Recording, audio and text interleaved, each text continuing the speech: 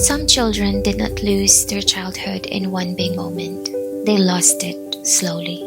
As an eldest, I knew the pressure of being expected to be good, to be responsible, to carry myself in a way that made the family proud. And that alone was tiring. There is a kind of exhaustion in feeling like you always have to be the one who gets it right. In the silence after being left behind, in the nights they cried and nobody came. In the moment they realized the people who were supposed to protect them were the very ones causing the pain, and some of the deepest wounds in adulthood were born there.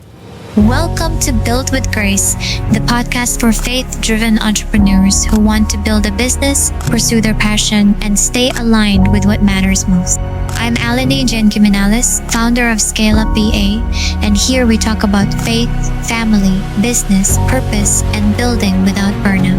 If you are ready to grow without losing yourself, you are in the right place.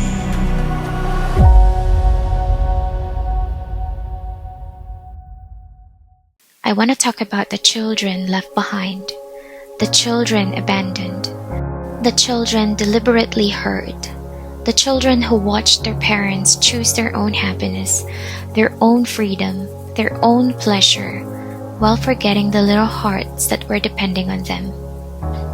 And I need to say this clearly. That kind of pain does not just disappear because years pass. It stays, it echoes, it shapes the way a child sees themselves, the world, and even God. As an eldest, I knew the pressure of being expected to be good, to behave, to do well, to be responsible, to carry myself in a way that made the family proud. And that alone was tiring.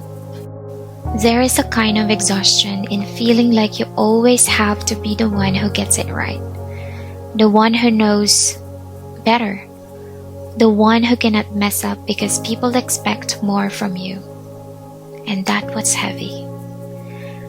But I know that was not the worst, because there are other eldest or panganays who didn't just carry expectations, they carried the family. They had to parent themselves and their siblings, and they had to grow up too fast because the adults in the house were too broken, too selfish, too absent, or too lost in themselves to actually be parents. And that kind of pain is different. That kind of pain steals childhood. Some parents leave physically. They walk out, disappear, and build a new life somewhere else. They chase a version of happiness that has no room for the children they brought into this world. Some parents stay in the house but leave emotionally. They are there, but they are not really there. They are too consumed by their own wounds, desires, chaos, bitterness, or their own pleasure. And the child feels it. Children always feel it. They feel when they are not wanted, when they are a burden, when their tears are inconvenient.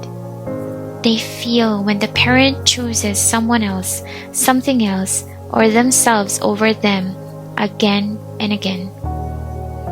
And maybe that is one of the cruelest things a child can experience, not just being hurt, but being made to feel forgettable. Being made to feel like they were not enough. They were not enough reason for a parent to stay. Not enough reason for a parent to heal. Not enough reason for a parent to choose better. That kind of wound can sit in a person for years. Sometimes it sounds like, what is wrong with me? Why wasn't I worth staying for? Why did they choose their happiness over me? Why was I the one left carrying the damage? And then there are parents who do not just leave. They wound on purpose, through words, neglect, manipulation, violence, rejection, through the repeated message that the child does not matter. Some children did not grow up being protected. They grew up being bruised by the very hands that should have covered them. And I need to say something that maybe some people are too uncomfortable to say. Not every parent is safe just because they are a parent. Some children survive their homes instead of being nurtured in them, and that should break us. Because children are not emotional punching bags. They are not burdens to dump your unhealed pain on. They are not obstacles to your freedom. And definitely they are not disposable when life gets hard. They are image bearers, precious to God, soft, vulnerable lives placed in the care of adults who are supposed to protect them and not crush them. Tragedy is that children usually do not blame the parents first. They blame themselves. That is what makes it even sadder. When a parent leaves, the child often thinks, maybe I was not lovable enough. When a parent keeps hurting them, the child thinks, maybe I deserve this. When a parent chooses another life and forgets the child they left behind, the child thinks, maybe I was easy to leave. That is the lie abandoned children carry. Not just pain, but false identity. Then they grow up. They become adults who overperform. Adults who panic when people pull away. Adults who struggle to rest. Adults who feel responsible for everyone. Adults who keep trying to become impressive enough, useful enough, lovable enough, in hopes that one day the pain will stop. But the ache is not because they were not enough. The ache is because they were failed. This is especially true for many eldest children, because when the parents are absent, broken, irresponsible, or selfish, the eldest often steps in. Not because they chose it, but because somebody had to. Some eldest out there became the emotional shock absorbers of the home. Some became protectors, providers, and some became the ones who made sure the younger siblings ate, slept, go to school, stayed okay, or at least survived the day. And people call them strong. But sometimes that strength was born from having no choice. It was not noble at first. It was survival. And behind that strong eldest story is usually a child who needed parenting too, but never got it. A child who also needed to be held. A child who also needed comfort. And a child who also needed someone older, wiser, safer, and softer. But instead, they got responsibility. I think one of the most heartbreaking things is when a parent deliberately leaves to chase happiness. As if happiness built on abandoned children could ever be real. As if peace can be found while your children are growing up wondering why you did not stay. As if joy can be clean when little hearts are carrying the stain of your absence. I know that sounds strong, but some truths need to sound strong. Because we live in a world that romanticizes self-fulfillment so much that it sometimes excuses selfishness. Choose yourself. Do what makes you happy. Live your truth. But what if your version of happiness leaves your children bleeding emotionally? What if your freedom becomes their trauma? What if your new beginning becomes their lifelong question mark? And what if the life you are building for yourself is standing on the heartbreak of the children you were called to protect? That is not freedom. That is damage with a smile on its face.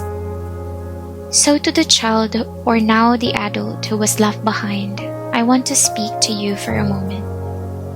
What happened to you was not small, and it was definitely not your fault. You were not too hard to love. You were not too much. You were not the reason they left. You were not the reason they were cruel. You were not the reason they failed to be what they should have been. Their abandonment says something about their brokenness. It does not define your worth. Their cruelty reveals their sin. It does not reveal your value. And I know that does not erase the ache. I know it does not give you back the childhood you should have had. I know it does not magically silence all the places in you that still wonder why. But I pray it helps you stop carrying the blame that was never yours to carry. This is where the heart of God matters so much. Because God is not like the parent who leaves. He is not careless with children. He is not absent. He is not selfish. He does not wound you and call it love. Psalms 27 verse 10 says, "For my father and my mother have forsaken me, but the Lord will take me in." That verse is not poetic fluff. It is rescue for people whose earthly covering failed them. The Lord sees abandoned children. He sees the eldest who had to grow up too soon, the siblings trying to survive under parents who would not parent, the little girl who still wonders why she was not chosen, and the little boy who learned too early not to cry because no one came anyway. He sees all of it, and he does not turn away. So today, this is what I want to leave with you. To the parents listening, your children are not side characters in your search for happiness. They are souls entrusted to you by God. And one day, the way you loved or failed to love them will matter deeply. And to the children who were abandoned, neglected, or hurt by the very people who should have protected you, hear me clearly. You did not deserve that. You are not less worthy because they left. You are not harder to love because they failed to love you well. And you are not doomed to repeat the same story forever. God knows how to father the fatherless. He knows how to heal what parents damaged. He knows how to hold the child in you that still hurts. And even if your earthly home failed you, you are not homeless in God. Thank you for being here with me on this episode of Built with Grace. If this episode touched a tender place in you, I pray it reminded you that God sees what people try to minimize. And if you know someone who is still carrying the wound of being left behind, send this episode to them. Until next time, and please remember this, just because they left does not mean you were not worth staying for. And just because they failed to protect you does not mean God ever stopped seeing you.